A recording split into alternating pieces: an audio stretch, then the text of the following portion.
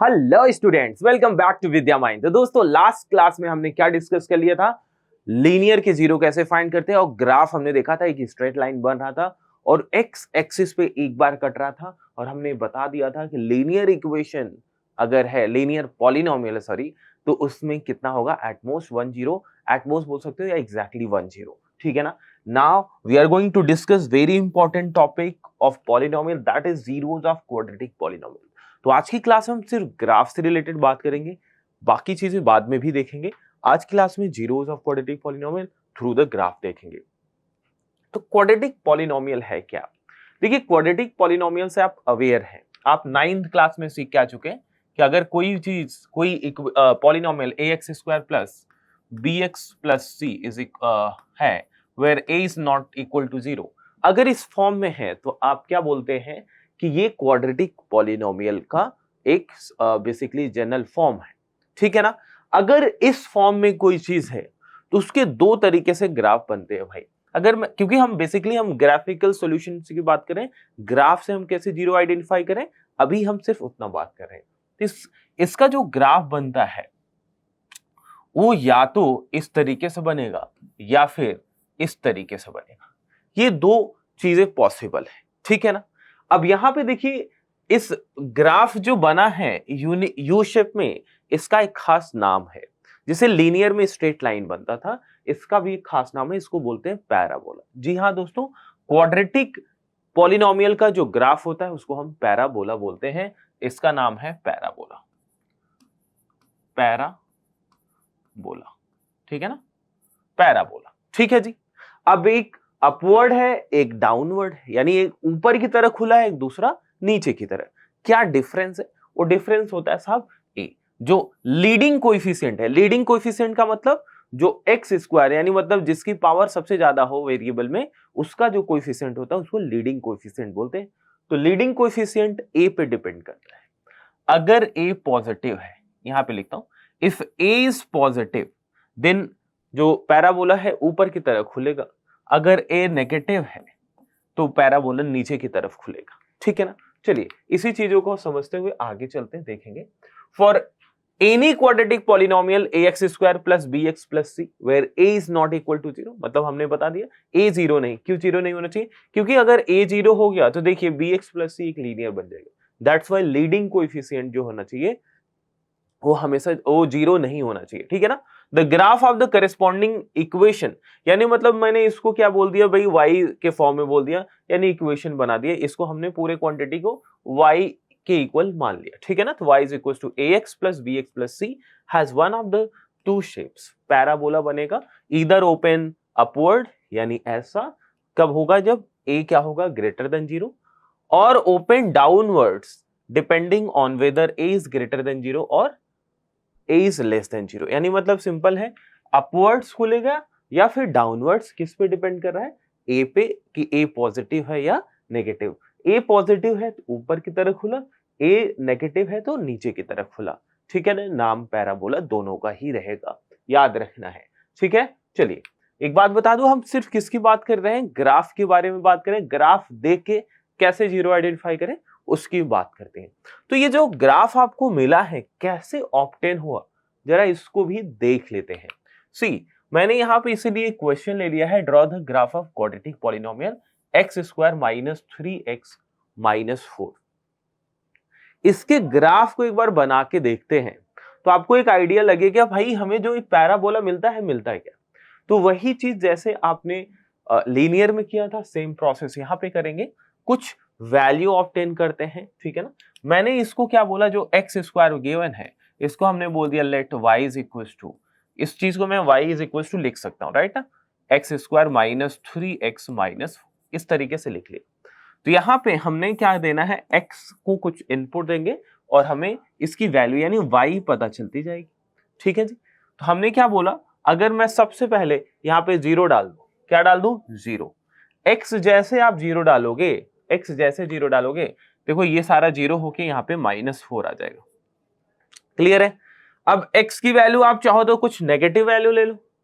ठीक है? Let's say -2 ले लेते हैं। -2 डालिए यहाँ पे सब। -2 का स्क्वायर क्या होगा? देखिए यहाँ पे सॉल्व करते जाओ, -2 का स्क्वायर 4, फिर -2 और -3 क्या हो जाएगा, +6 और -4। आंसर क्या आ गया, 6 आ गया। क्या आ गया, 6 आ गया। फिर अब लेट से -1 ले लेता हूं, -1 ले लेता हूं, तो -1 डालोगे तो -1 का स्क्वायर 1, और यहाँ पे -1 -3 मल्टीप्लाई करोगे तो क्या हो जाएगा, 3 हो जाएगा, और -4, ये क्या आ गया साहब, 0 आ गया। क्या हो गया, 0 आ गया। चलिए और कुछ वैल्यू ले लेते हैं, 1 ले लेते हैं। 1 आप जब आप लेते हैं तो क्या बन जाएगा, यहाँ पे देखिए 1 का स्क्वायर 1, -3 -4, ये क्या आ गया, -6 आएगा। देखिए 1 -7 यानी -6 आ गया। ठीक है, अब इसके बाद 2 ले लो आप चाहो तो, 2 का स्क्वायर 4, 4 -6 -4, तो यहाँ पे अगेन -6 आ रहा है। अब यहाँ पे आप चाहो तो कुछ और वैल्यू, 2 पे क्या आ गया, -6 आ गया।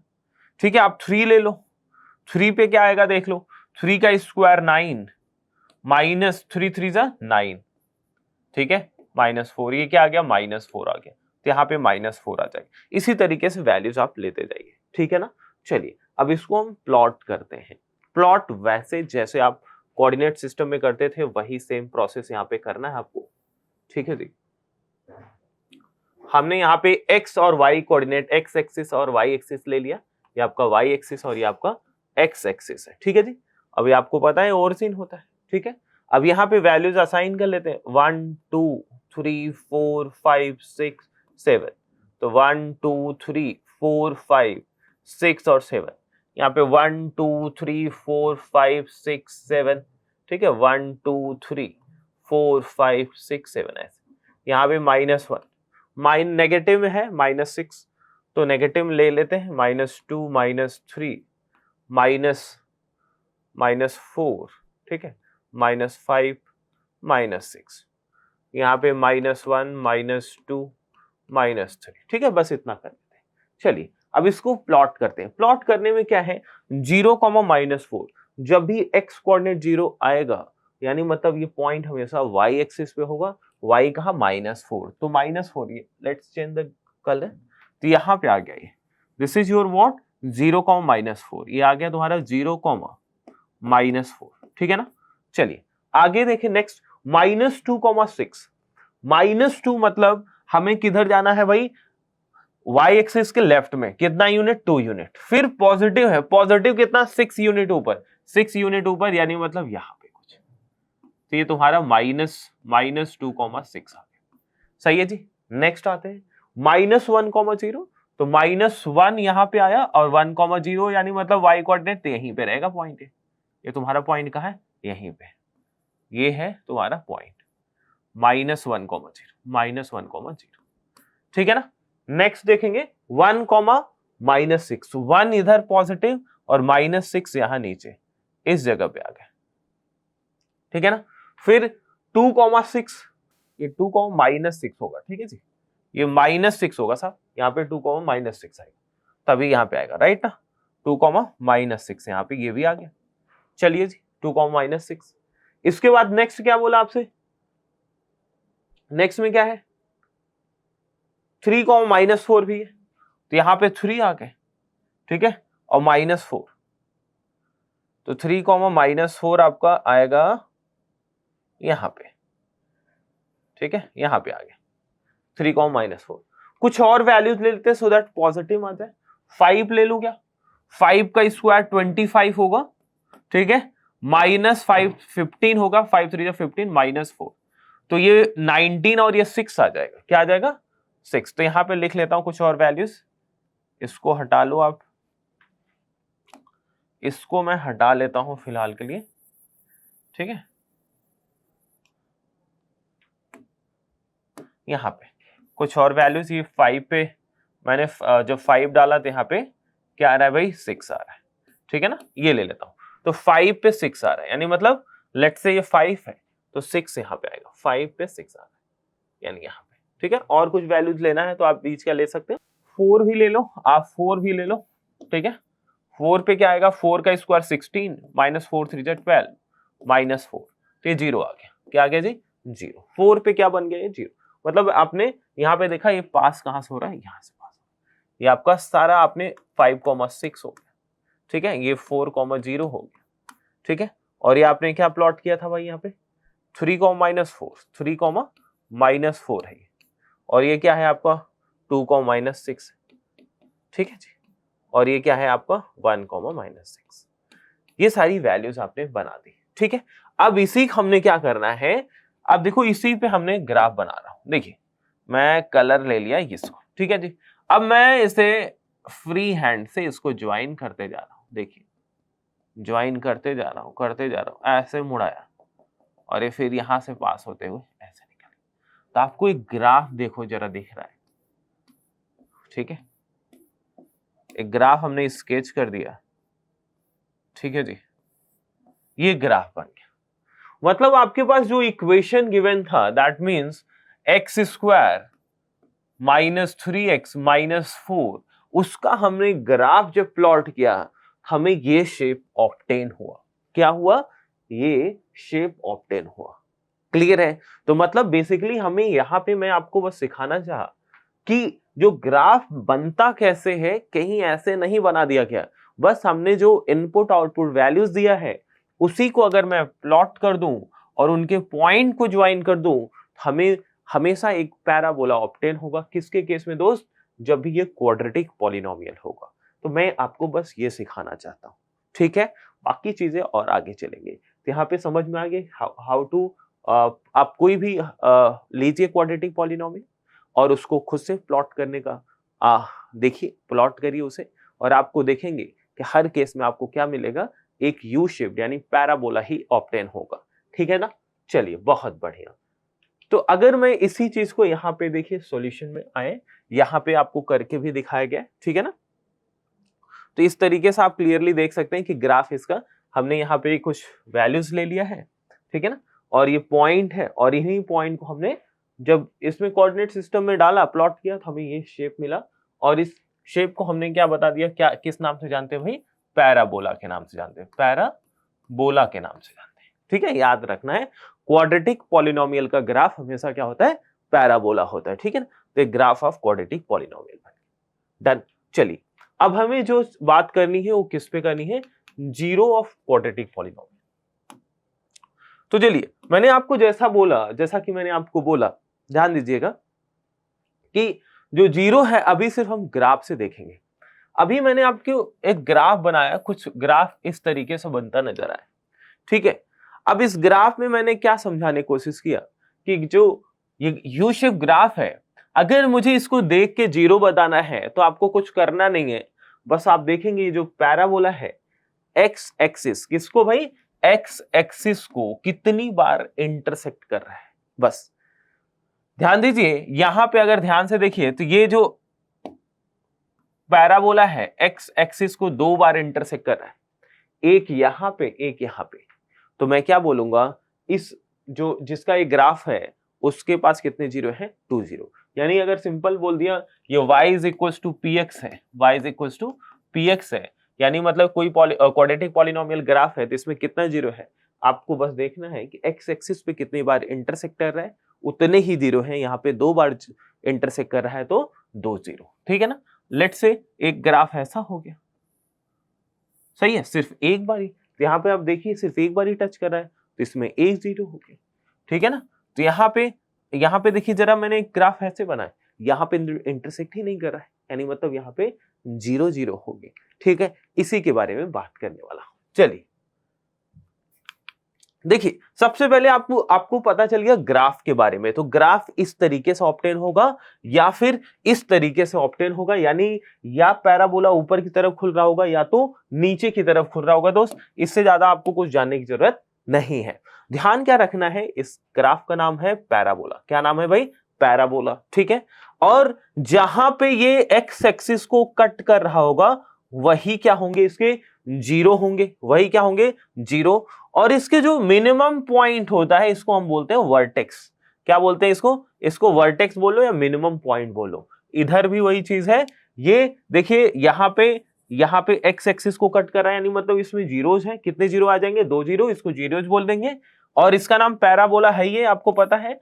और ये क्या होगा? वर्टेक्स होगा या मिनिमम पॉइंट होगा। तो इस 2 तरीके के ग्राफ आपको दिखेंगे जल्दी। तो आपको बस देखना है और बस देखना है एक्स एक्सिस पे कितनी बार कट कर रहे हैं। तो चलिए, तो zero of quadratic polynomial for that matter for any quadratic polynomial y is equal to ax square plus bx plus c where a is not equal to zero.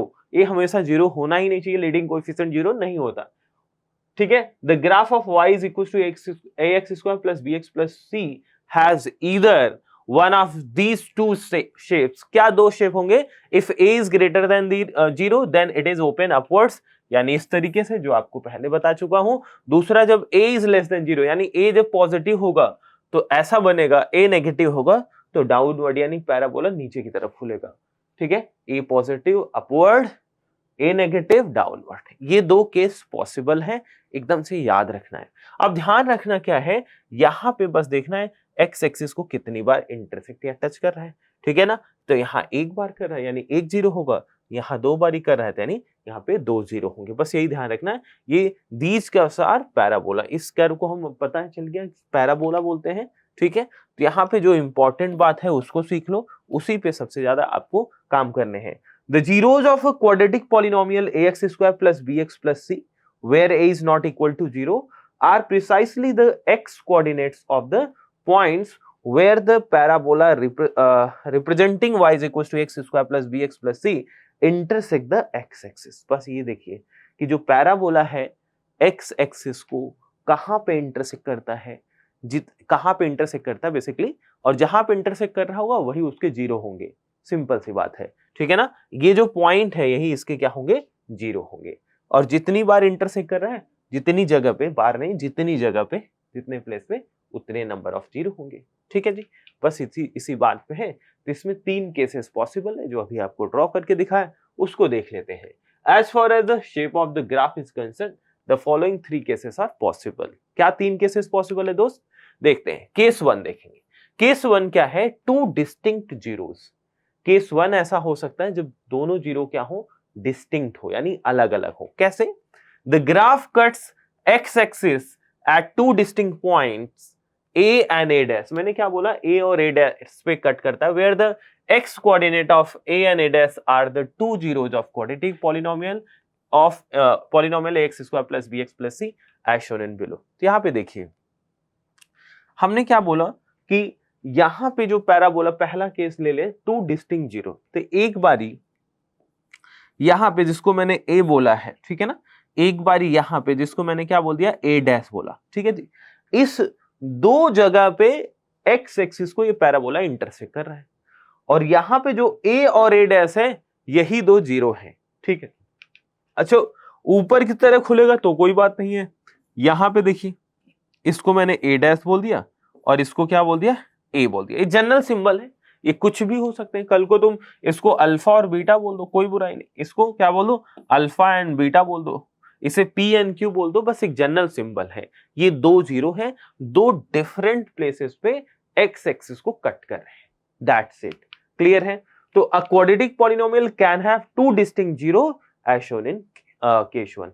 इस case में क्या बता दिया, एक पैराबोला के पास टू डिस्टिंक्ट जीरो हो सकता है, यानी दो अलग अलग। लेट्स से एक 2 है, दूसरा 3 हो गया, ऐसे। चलिए, अब दूसरा केस होगा 2 इक्वल जीरो वाला। 2 इक्वल जीरो का क्या मतलब है? The graph intersect the x axis at only one point. जो ग्राफ होगा एक्स एक्सिस को केवल एक ही पॉइंट पे इंटरसेक्ट करेगा, और एट टू कोइंसिडेंट पॉइंट एक ही बात है। Also the x coordinate of A the only zero for the quadratic polynomial ax square plus bx plus c as shown in below। क्या देखिए यहाँ पे कि भाई यहाँ पे सिर्फ एक जगह पे, सिर्फ यहाँ पे एक जीरो ही है, यानी मतलब यहाँ पे दो एक जीरो होगा या दो जो जीरो होगा दोनों क्या होंगे, कोइंसिडेंट। कोइंसिडेंट का मतलब सेम होगा। लेट्स से ये 2 है तो 2 2 होगा, ठीक है ना। ये 3 है तो 3 3 हो जाएगा, ठीक है। -5 है तो -5 हो जाएगा। मतलब एक जीरो बोलेंगे या फिर उसे क्या बोलेंगे, कोइंसिडेंट जीरोस बोल देंगे, ठीक है। अपवर्ड होगा तो कुछ इस तरीके से। बात समझ में आ गई? क्लियर है? तो ये आपको दो ग्राफ मिल गए, इसमें कैसे कितने जीरो देख रहे हैं, एक जीरो या कोइंसिडेंट, टू कोइंसिडेंट जीरो या टू कोइंसिडेंट पॉइंट बोल सकते हैं, ठीक है। A quadratic polynomial can have either two equal zeros. क्या बोल सकते हैं? Either two equal zeros. समझ में आ रहा है? और 1 0 एज शोन इन बिलो। ठीक है, इक्वल 0 होगा या 1 होगा, याद रखना। ठीक है ना, ये इक्वल 0 भी हो सकता है, लाइक हमने आपको जैसे यहाँ पे बता दिया। चलिए नेक्स्ट केस, तीसरा केस है नो जीरो। एक ऐसा केस हो सकता है जब क्वाड्रेटिक पॉलिनोमियल का कोई जीरो ही ना हो। कैसे? The graph is either completely above the x-axis, completely below the x-axis.